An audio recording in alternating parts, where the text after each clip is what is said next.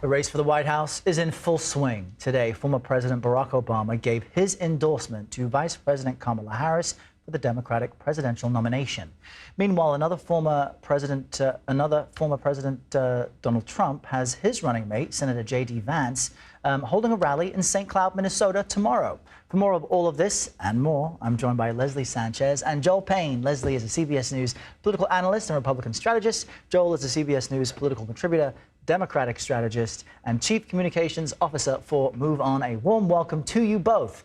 Joel, I want to begin with you. We have this endorsement from both former President Barack Obama and First Lady Michelle Obama to the Harris campaign this morning. It was also released in a cute little video. How significant is this? It's not entirely unexpected.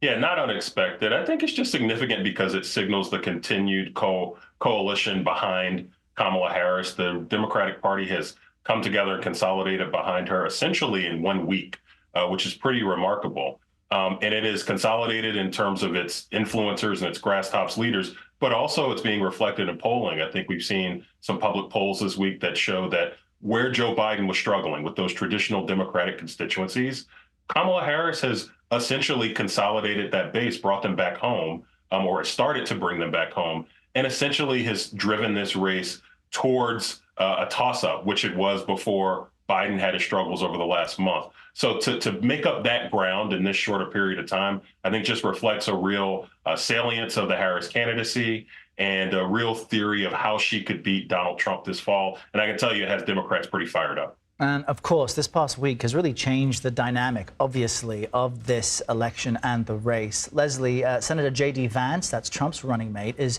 facing what appears to be growing scrutiny since his debut last week. You got new polling showing his unfavorability rating is actually kicking up.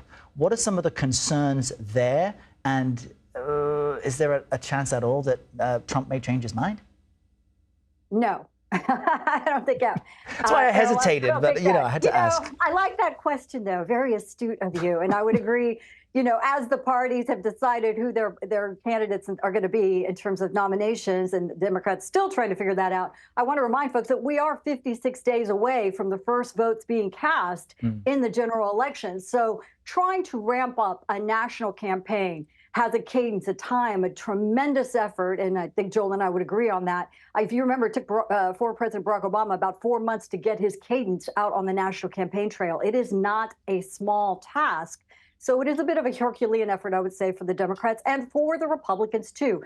But fundamentally, Republicans, and I would argue that folks in the middle who are really trying to weigh these candidacies, and some that won't even be looking at them until September, are going to look at their own economic situation. They're not looking at the bottom of the ticket. And you still have Trump, trying out a different kind of communication efforts that he's going to do in terms of this new reset on both sides. And I think that's where the debate's really going to be. And look, if there's one thing we've learned in the past 2 weeks, right, it's that anything can change the dynamic of a race and significantly. So don't count anybody out yet. Joel, Vice President Harris has yet to announce her running mate. Considering what Leslie says, folks vote based on their economic interest and usually for the top of the ticket. What should the considerations be for the Democratic VP?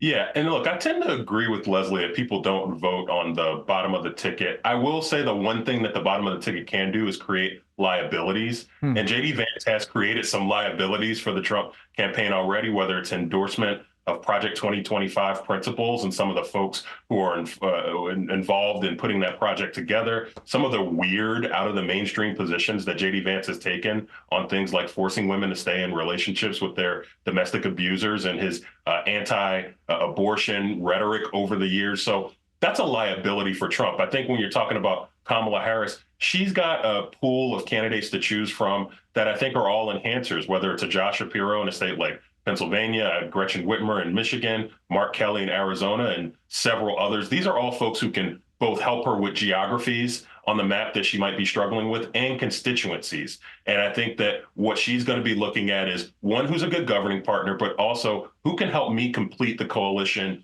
in 2024, just like she did for Joe Biden in 2020. All right, let's play some sound of former President Trump attacking his new opponent, Vice President Harris, at a rally this weekend. Let's listen. For 3.5 years, lying Kamala